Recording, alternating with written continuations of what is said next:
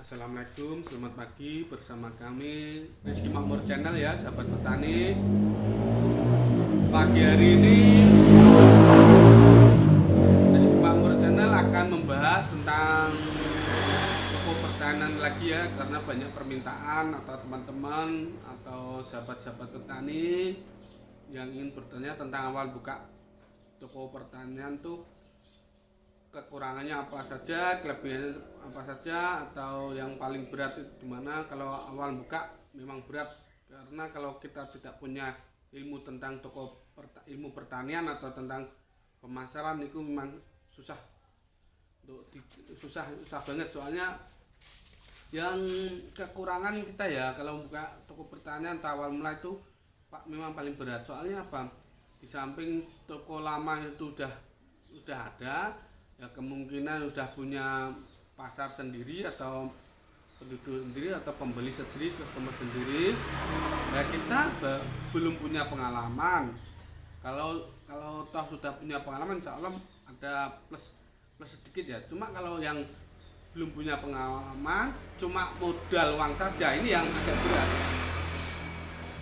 Apalagi yang modalnya mepet, nggak punya pengalaman, wah ini yang susah juga, ini agak berat juga. Cuma kalau punya modal, nah, dibuka toko pertanian itu memang agak susah gampang. Karena apa, masalahnya itu kita harus bisa menjelaskan produk kita ke petani atau keluhan-keluhan petani, maksudnya tanamannya petani itu keluhannya apa saja, kita harus bisa menjelaskan secara detail. Soalnya kalau kita salah menjelaskan atau salah ngasih obat, ya petani pasti kecewa, nggak akan mungkin datang ke toko kita lagi, atau karena kita nggak bisa menjelaskan.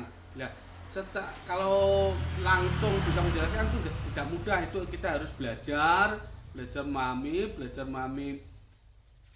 masalah tanaman, yaitu sedikit demi sedikit, nggak bisa langsung satu hari itu bisa. Saya juga butuh waktu, kemungkinan satu berbulan-bulan juga itu, karena saya juga nggak punya ilmu tentang pertanian ya, sahabat tani. Yang kedua itu kalau kekurangan kita ya, kalau kita buka awal itu udah kalah sama toko-toko yang udah berdiri tahunan atau berdiri lama ya. Karena yang sudah berdiri lama itu punya produk itu mungkin udah lengkap. Kalau produk udah lengkap, bisa menjelaskan, harganya mungkin juga relatif ya, murah juga, bisa untuk bersaing atau gimana. Untuk pemula biasanya itu yang paling susah itu mengenalkan produk ya, atau kita membahas tentang obat tuh agak pusing. Atau soalnya itu kita butuh, ya maksudnya butuh ilmu sebetulnya untuk menjelaskan masalah itu. Ini obatnya soalnya berbagai merek atau berbagai produk tuh, ribuan bahkan produk itu. Soalnya kita kalau awal buka itu pasti susah untuk menjelaskan. Kita mau buat list harga itu kadang satu hari aja nggak rampung itu kalau barangnya udah banyak itu. Saya sendiri kadang listnya harga untuk apa ya, untuk toko sendiri masih campur aduk. Soalnya kan harga nggak stabil, harga bisa berubah-ubah juga. Apalagi untuk pemula itu memang beratnya ya, satu menjelaskan, yang kedua olahan atau mencari distributor. Awal mula pasti nggak tahu, tiap daerah atau tiap kota itu beda distributor atau beda pengambilan barang ya untuk olahan, sehingga kita kadang di tempat si A ini harganya murah ya, tempat si B harganya murah. Akhirnya sekarang permainan online antar penjualan online ya, atau itu juga bisa merusak pasar yang si A tadi. Karena ada yang mungkin dari barang dari online juga ada yang murah, mungkin dari supply barang kita mungkin si A cuma kekuatan distributornya, kekuatannya berapa item saja, akhirnya mungkin pasarnya di daerah ini banyak, tapi cuma kita stoknya mungkin cuma 100 botol, tapi penggunaannya petani atau kebutuhan petani itu butuh 1000 botol, akhirnya kekurangan. Lah kekurangan kan kita juga bingung juga carinya di mana, itu kekurangan juga untuk toko pertanian. Kalau toko kelontong kita ngambil dimanapun pasti selalu ready, cuma kalau untuk toko pertanian itu susah-susah juga ya, susah cari barang. Kita udah, kalau apalagi kalau kita punya link satu toko saja, makanya itu kita harus berbagi atau bersilaturahmi, selalu menambah link. Semakin banyak link, semakin banyak kita punya barang, karena kita semakin mudah untuk mendapatkan barang. Mungkin kita jangan mulu, kalau walaupun kita di Jawa Timur, kita nggak harus melulu mencari barang di Jawa Timur, kita bisa mencari di Jawa Tengah, Jawa Barat, dan sebaliknya. Mungkin kalau ada barang sana murah bisa, tapi juga resiko untuk pembelian online. Kita harus orang terpercaya ya, jangan asal-asal, karena pembelian online juga sekarang juga marak penipuan. Kalau orang nggak percaya, barang juga, barang abal-abal atau barang KW juga banyak ya sahabat petani. Itu masalahnya yang awal buka toko itu.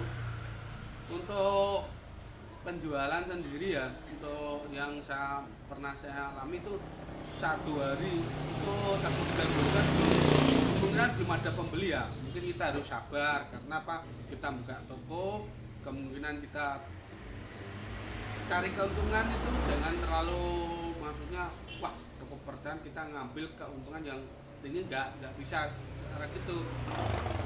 Kalau mungkin di toko sembako ya mungkin keuntungan 5%. 5% itu modal sedikit ya. Misalnya kita Indomie saja, Indomie ambilnya kasarnya 2.200, kita jual 2.500, ngambilnya 300 perak, kan kecil.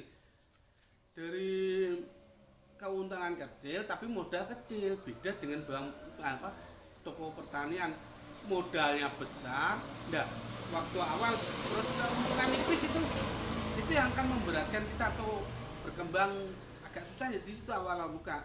Cuma lah terus ngambil biar bisa kita besar, atau toko kita biar besar, itu cara menyiasatinya gimana ya, nanti kita bahas nanti di video-video selanjutnya. Yang kita bahas tentang awal saja, kita nggak usah cari keuntungan yang terlalu tinggi dulu.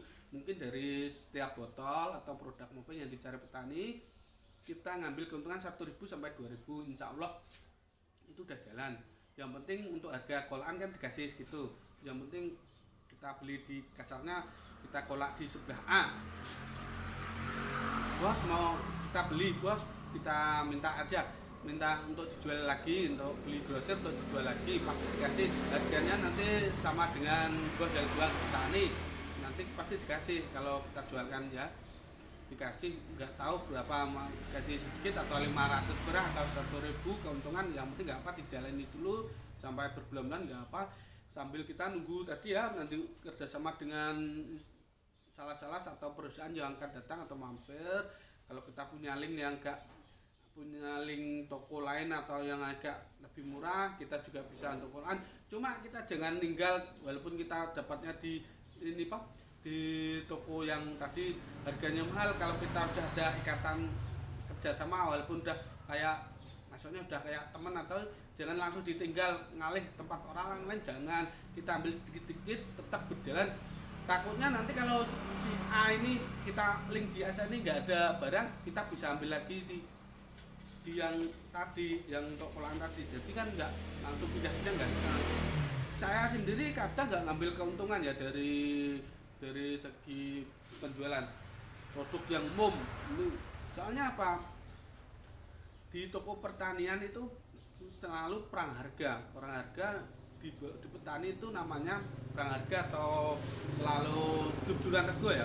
Jur-juran rego maksudnya harga kolaan kadang malah dirugikan. Kalau logikanya orang pasti matematikanya, modal sekian kok dijualnya, asalnya modal 100, jualnya cuma 9, pasti kan dia rugi 5.000. Tapi kalau orang petani atau pasti nggak paham masalah ini. Yang pasti yang tahu itu adalah toko-toko yang sudah mempelajari atau namanya subsidi tulang ya, subsidi silang, subsidi tulang bukan subsidi tulang. Subsidi silang ini ya dari barang ini dirugikan, tapi dari barang si A, barang merek A maksudnya ini kasih harganya ditinggikan, jadi ngambil keuntungannya di sini. Asalkan dia beli ini dan beli ini jadi satu paket. Kalau beli ini saja dirugikan ya kita rugi. Makanya cara menarik pembeli itu kayak gitu. Yang kalau kita maksudnya sama sekali nggak punya pengalaman di bidang pertanian, kita punya modal, kita punya barang banyak, tapi kita nggak bisa memasarkan ya sahabat petani. Kita cari orang yang ngerti tentang ilmu pertanian, kita bayar atau berapa untuk menjelaskan ke petani atau DM sendiri atau gimana ya, nggak usah terlalu mengandalkan salah pabrik. Ada salah pabrik juga gitu ya, kita punya sendiri, kita kerja. Insya Allah kita cari orang yang betul paham tentang ilmu pertanian ya, kita insya Allah bisa berjalan. Cuma kalau kita sendiri ya memang betul-betul nggak paham tentang pertanian ya, kalau memang nggak paham ya jangan ngasih tahu. Maksudnya si A minta katanya racun ini, nanti kita kasih fungisida malah kita ularnya gak mati atau hamanya gak mati. Itu soalnya beda ya penangannya antara fungi, insek, nutrisi, herbi itu beda-beda kegunaannya, beda-beda cara aplikasinya ya, untuk tanaman beda-beda. Jadi herbi khusus untuk rumput kasarnya itu nggak boleh ya, untuk mematikan hama itu nggak bisa. Dia herbi, yang namanya herbi itu untuk rumput saja kasarnya itu. Jadi kalau insek itu ada golongan sendiri, nggak sama ya, kayak nggak sama. Kita harus juga bisa menjelaskan caranya menjual itu gimana, nanti kita bahas, atau stok yang kita ada atau ya sedikit-sedikit nggak apa yang kita lihat nanti ya, video-video kita banyak yang kita juga kerjasama di luar pulau juga ya, antar toko-toko ya. Alhamdulillah banyak yang kerjasama dengan saya, kita sama-sama belajar, bukan sama-sama, maksudnya saya juga nggak begitu pintar dalam ilmu pertanian. Cuma saya sendiri adalah anak petani yang tinggal di desa, gimana caranya memakmurkan petani. Jangan sampai kita punya pikiran untuk membodohi petani atau mencari keuntungan semata ya. Kita keuntungan itu memang wajib, tapi kita juga harus punya prinsip, kita menolong mitra petani itu, mencari silaturahmi kekeluargaan, jujur ya. Yang pertama jujur. Kalau kita produk ini memang bagus ya kita bilang bagus, tapi kalau petani ya nggak usah dibilang jelek, nggak usah, ya penting diam aja. Yang penting kalau petani mau ya udah, jangan pernah ngomong kasarannya barang ini. Soalnya setiap perusahaan, setiap produk itu punya kelebihan dan kekurangan masing-masing ya sahabat petani. Jadi kita sebagai petani sebagai toko cuma menjual kebutuhan petani ya. Yang penting kita udah jujur sejujurnya. Kalau petaninya bilang requestnya bagus ya kita jual ya terus ya. Jangan punya takut untuk berusaha. Memang untuk buka toko awal pertanian itu agak beratnya yaitu susah menjelaskan produk, atau susah karena berbagai ribuan produk kita kalau nggak punya ilmu pertanian. Yang kedua, toko yang ada di sekitar kita itu sudah menjual barang, sudah pandai untuk menjelaskan, bahkan sudah mungkin ada ya sebagian mengutangkan kepada petani atau bayar panen. Itu yang dipunyai kelebihan, dipunyai toko-toko yang lama ya. Dia sudah punya link, sudah punya kerjasama dengan sales dan berbagai perusahaan. Lah kita baru belum belum punya, soalnya kita kan belum sendiri kalau awalnya ya, tapi kita jangan punya rasa minder, insya Allah karena rezeki semua ada yang ngatur. Kita harus berusaha semaksimal mungkin. Yang kunci utama yaitu jujur, jangan pernah punya pikiran untuk mencari keuntungan saja. Kita juga punya pikiran menolong petani biar itu hasilnya panen yang melimpah. Kalau hasilnya panen yang melimpah, insya Allah itu akan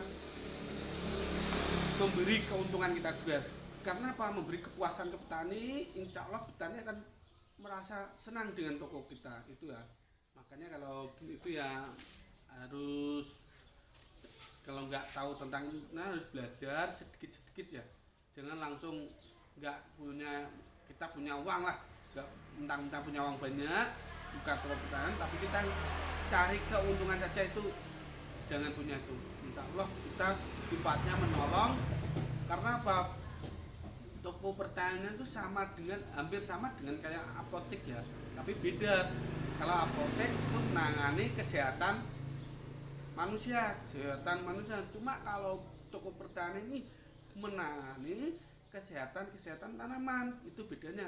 Atau daftar tanaman lah namanya itu ya. Makanya itu ada namanya dinas dari pertanian, tuh dinas itu ada. Soalnya semua obat-obat itu diatur ya, depan ada. Makanya kita harus punya semangat untuk belajar menangani gimana caranya petani itu bisa panen melimpah ya. Yang penting panen dulu melimpah, bisa sukses, insya Allah akan buat dampak kita kepada toko kita.